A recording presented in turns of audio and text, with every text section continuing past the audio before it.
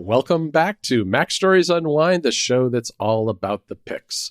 I'm John Voorhees, and with me, as always, every Friday is Federico Viticci. Hey, Federico. Hello, John. How are you? I'm doing really well. You know what, Federico? We are in the Halloween season. Let me ask you, is Halloween a big deal in Italy? It's becoming a much bigger deal. We have been Americanized, I think. Yeah, when I was a kid, it wasn't like it existed, but it wasn't a big deal. Now it's globalization and all that. Well, and everybody likes an excuse to get candy too, right? I mean, come on. Yeah, it's not as big a deal as in America, but it's much more relevant and sort of in the news and in pop culture as, say, 20 years ago. All right. Well, the reason I asked is because I have a Halloween show for you today. Oh, okay. All right. On Disney Plus, it's called Werewolf by Night. And this is an interesting show for Disney Plus because this is actually a Marvel show. It's a Marvel Universe show that is very unusual. It's only it's 1 hour and it's one episode. It's what they call a special presentation. And it's an experiment to see if there's shorter form stuff that can be done with the MCU. And this particular show is based on a comic book series, as most of the Marvel stuff is, that goes back to the 70s. I looked it up on Wikipedia, and it's pretty funny. It's got a very 70s vibe to it. But the backstory here and the premise of the show is that there is a guy who was named Bloodstone who has died. And he is the keeper of the Bloodstone, which is this powerful crystal that can vanquish monsters. And it's a stone that's passed down from generation to generation in the Bloodstone family. But Elsa Bloodstone, the daughter of the patriarch who has passed away, had become kind of a black sheep and left the family and kind of forsaken her role as the inheritor of the Bloodstone. So instead of just passing it down to her directly, they decided to have a contest, and they summoned all these monster hunters from around the world to the Bloodstone Temple, which is where this guy was based. And Elsa shows up, and she decides she's going to compete too. And the entire show is about these hunters who are competing to capture a monster and also competing against each other for the Bloodstone. The winner will get the Bloodstone. And so it's like this enclosed combat arena style thing where you've got monster hunter after monster hunter and monster hunters against this monster. And Elsa, and there's another character who's played by Gael Garcia Bernal, who is Jack Russell, who is I'd say he and Elsa are the two main protagonists. Elsa is played by Laura Donnelly.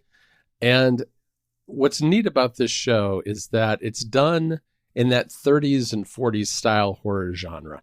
Movies like Dracula and Frankenstein and The Mummy. It's a very particular vibe. It's shot in monochrome, in black and white. There's a little color here and there, but it's even got effects like, it makes it look like, it's a reel-to-reel film that has burned out in places a little bit. And the special effects are really kind of period special effects, the way they would show people transforming into monsters in the 30s, as opposed to the CGI you'd see in 2022. So it's both it's kind of like it's an homage to these older movies. It's also quite funny. There's a lot of Marvel deadpan humor involved in it. And it's only 52 minutes, which I don't know. I kind of enjoyed it last weekend. I just kind of sat down.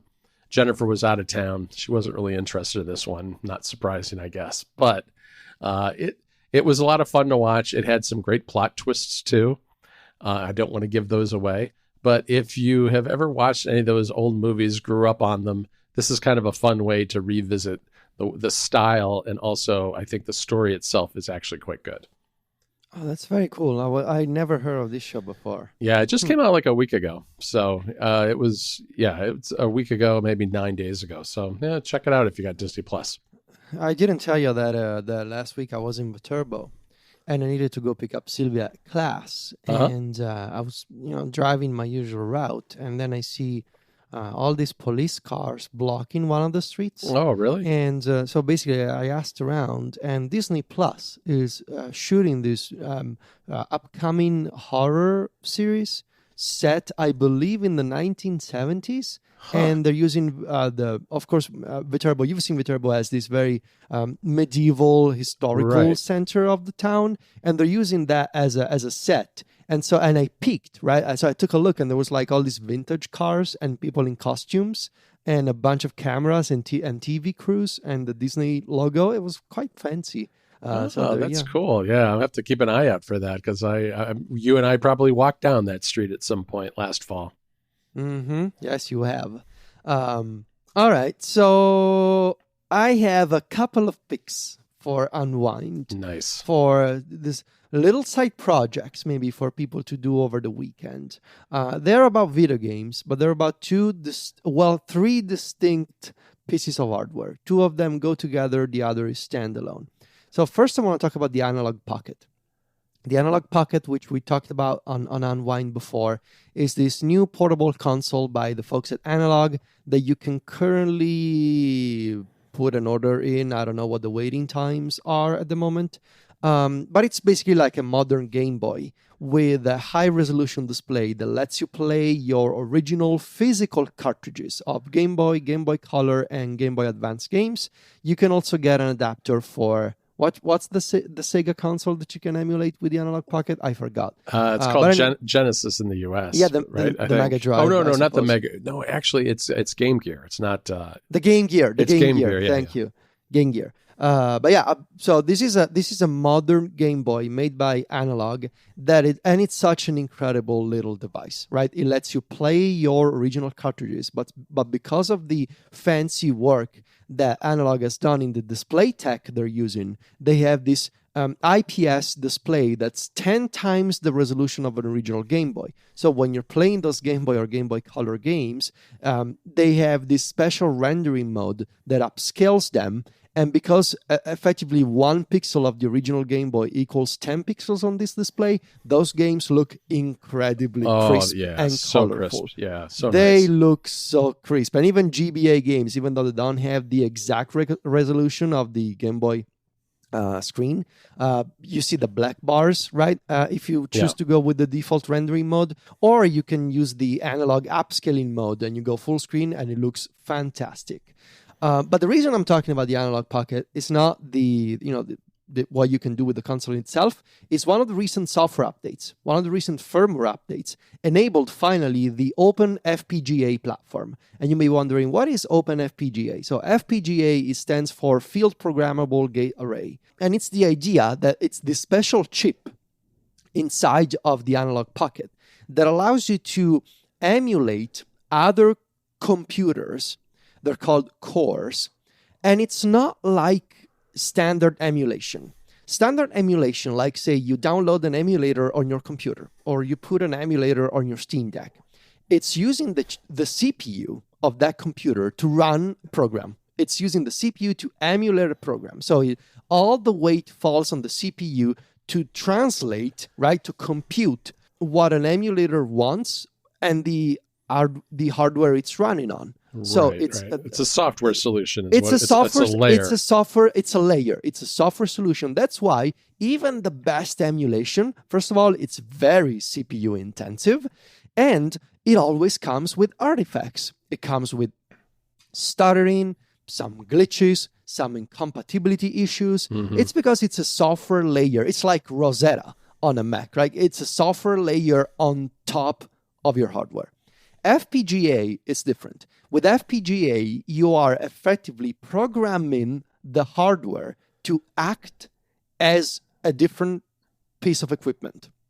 When you're running a Super Nintendo emulator, for example, on the Open FPGA platform, the Super Nintendo core is the program itself thinks it is running on a Super Nintendo because you are you are programming, and I'm simplifying this. I'm sorry if I'm getting the terminology wrong. This is the best of my understanding at the moment. But you are basically programming the chip to say, I'm a Super Nintendo now. and that leads to much, much better performance and quality of the game that you are effectively emulating, to the point where it almost feels like a native version of the game. And it also allows side loading. There's still people, if you go to you go to itch.io, there are a ton of people making Game Boy games still. Based on FPGA, exactly. Like you can, I believe, obviously one of the first things you could get was Doom running on FPGA, because of course it's Doom. But yeah, so I've been spending some time playing with the Super Nintendo core on OpenFPGA on the Analog Pocket, and then, let me tell you, A Link to the Past, right? Zelda: A Link to the Past, running on FPGA on the Pocket with that display, with that kind of native emulation. Oh my God. No glitches whatsoever. Wow. In A Link to the Past, when you switch from one scene to the other, regular emulators like SNES 9X, it's the most popular one, you always get the brief stutter, like you drop a frame and whatnot. Sure. Not here. Like it's as smooth as playing the game on my Super Nintendo, but on a much, much better display that upscales the whole thing, that looks super vibrant, and that you can dock and play on a TV with the Bluetooth controller. Oh my God, John, it looks fantastic. Super Mario, Zelda, like all these games, it plays and it feels like playing on a Super Nintendo, but in 2022 on a much better display. It's incredible. I am so jealous that you have the dock. I ordered the dock after I ordered the Analog Pocket, and I'm still waiting for it. It's supposed to come sometime this quarter. So this is the first weekend project. If you have an Analog Pocket, go download the latest firmware. Go check out the links to set up your OpenFPGA platform. And yeah, it looks fantastic. The other thing I want to mention before we wrap this up is the Epilogue. I know that this sounds similar to Analog, but they are two different companies. This is called Epilogue. Epilogue, they make this cute little accessory called the GB Operator. The GB Operator is a USB-C slot for your Game Boy Color, and GBA cartridges. It's like a reader for your original Game Boy games. Now, so far, you've been able to use the operator on a Mac, Windows, or Linux machine, right? You connect via USB-C, and you place in your cartridge into this, like, looks like a toaster, almost like you. Yeah, that's what I called it. I remember we talked about this a long time ago on the show. Yes. You slot it in and you play with. So this is not FPGA, right? This is reading the contents of the game, and it's basically creating a dump of the game in real time. But with the advantage that when you save the game, it saves the game back to the cartridge. So you can take a game that you were playing 20 years ago, slot it in, play on your Mac, and of course it upscales and it does a bunch of things that you would expect. And then when you save the game, because it's connected to a native reader for the cartridge, the save gets saved onto the cartridge. That's great. As of a couple of days ago, you can run the operator software on a Steam Deck. Yeah. I saw this tweet and I was like, oh, why didn't I even think of this? I was excited when I saw the tweet. So I downloaded the operator app image on the desktop mode on the Steam Deck. I pinned it as a favorite in the Steam app, so it shows up in gaming mode as well. And all you need to do is you start up the operator app, you connect your GB operator via USB-C to the Steam Deck, and you place a cartridge in, and off you go. It's optimized. It even supports Rumble on the Steam Deck. Does it really? It picks up the D-pad, all the buttons, the shoulder buttons, the start and select buttons, and you just you play a Game Boy Advance game, plug it into the Steam Deck, and you save the game back to the cartridge, and it looks incredible. I tweeted about this if you want to check out the photo.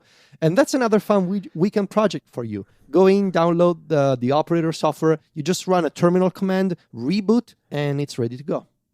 That's amazing. I'm really looking forward to trying that. I mean, it's remarkable to me that in 2022, you can take a Game Boy cartridge, and you can put it in your analog pocket. You can connect it Yes. to your Steam Deck. You can have it on a studio display on a Mac. You can have it on your Windows PC. You can have it wherever you want.